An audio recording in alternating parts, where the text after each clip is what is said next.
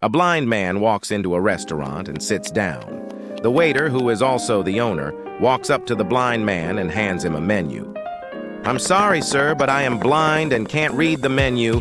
Just bring me a dirty fork from a previous customer. I'll smell it and order from there." A little confused, the owner walks over to the dirty dish pile and picks up a greasy fork. He returns to the blind man's table and hands it to him.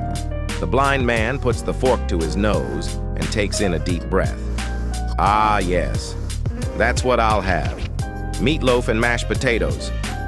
"Unbelievable," the owner thinks as he walks towards the kitchen. The cook happens to be the owner's wife.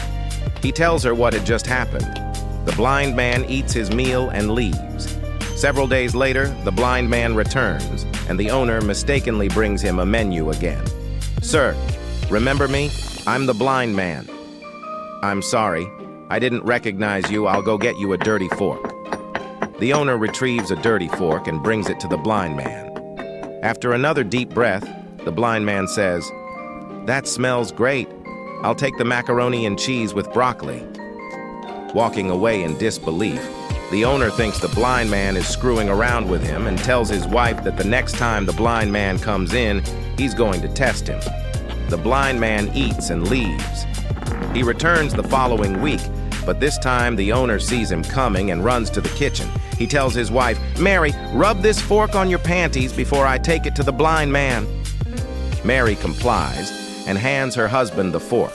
As the blind man walks in and sits down, the owner is ready and waiting. "Good afternoon, sir. This time I remembered you and I already have the fork ready for you." The blind man puts the fork to his nose, takes a deep whiff and says, "Hey, I didn't know that Mary worked here."